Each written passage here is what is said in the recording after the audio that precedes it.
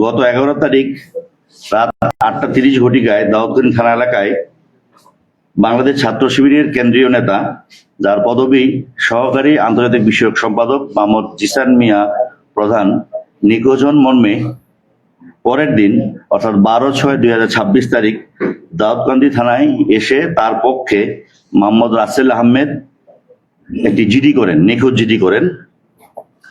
নিখোঁজ জিডির পরেই আমরা বিষয়টিকে খুব গুরুত্ব সহকারে নিই, যেহেতু উনি একজন কেন্দ্রীয় নেতা।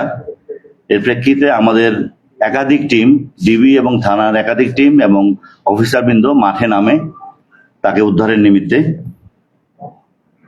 উদ্ধারের অভিযানের এক পর্যায়ে আমরা প্রথমে একজন ব্যক্তির খোঁজ পাই, তার আপন চাচাতো ভাই, নাম সজীব। তার কাছ থেকে আমরা একটি তথ্য পাই যে 5-6 মাস পূর্বে ফেসবুকের মাধ্যমে দাউদকান্দি এলাকায় একটি মেয়ের সাথে জিসান মিয়া প্রধানের পরিচয় হয়। এই পরিচয় সূত্র ধরে তাদের মধ্যে মোবাইল ফোনে কথাবার্তা শুরু হয়, একটা পর্যায়ে প্রেমের সম্পর্ক গড়ে ওঠে। আমরা আরো জানতে পারি যে গত 20/5/2026 তারিখে দাউদকান্দি থানাধীন জিসান, যিনি নিখোঁজ ছিলেন, তার ভাড়ার বাসায় ভিকটিম মেয়েটিকে জিসান মিয়া ধর্ষণ করে এবং মেয়েটি ধর্ষণের শিকার হয়। পরবর্তীতে বিভিন্ন সময়ে এই জিসান মিয়া প্রধান মেয়েটিকে বিয়ের প্রলোভন দেখিয়ে শারীরিক সম্পর্ক করে। এক পর্যায়ে মেয়েটি অন্তঃসত্ত্বা বা প্রেগনেন্ট হয়ে যায় কনসেপ্ট করে।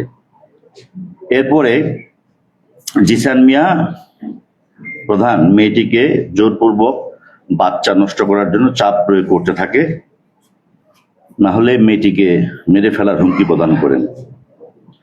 এক পর্যায়ে মেয়েটি জানের ভয়ে বাচ্চা নষ্ট করতে রাজি হন।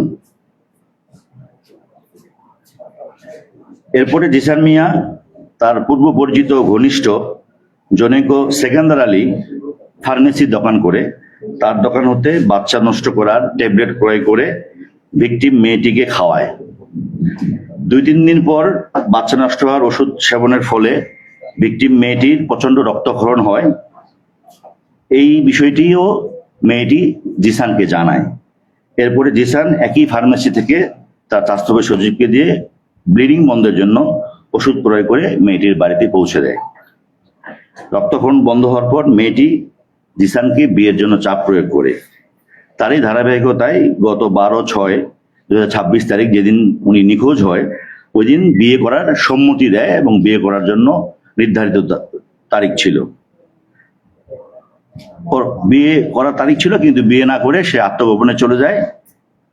কারণ 11 তারিখ রাত 8টার পর যে বিয়ে করবে এই কথাবার্তা হয়, এটা আমরা মোবাইল প্রযুক্তির মাধ্যমে আমাদের কাছে অনেকগুলো মেসেজ আছে, আমরা পেয়েছি মেয়েটির মোবাইল থেকে।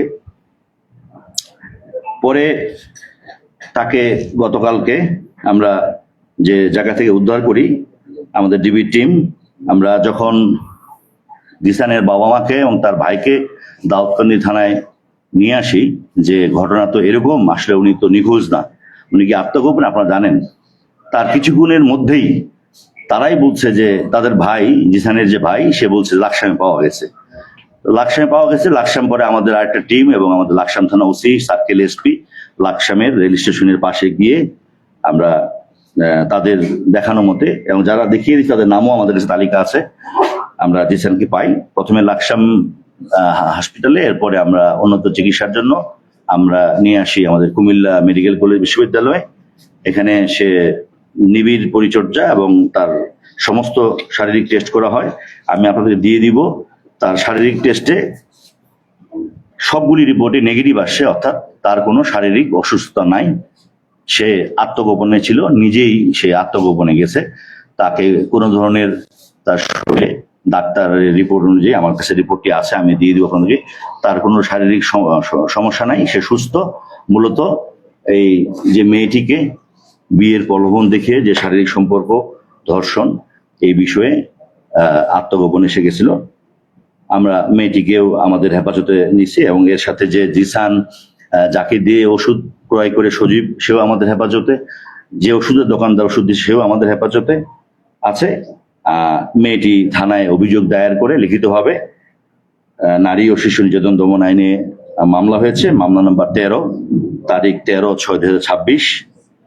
আইনের ধারা 9-1/30 তৎসহ পেনাল কোডে 313 আছে। ভ্রূণ নষ্টের 506-34 পেনাল কোড মামলা রুজু হয়েছে। আমরা মামলাটি নিবিড়ভাবে তদন্ত করব।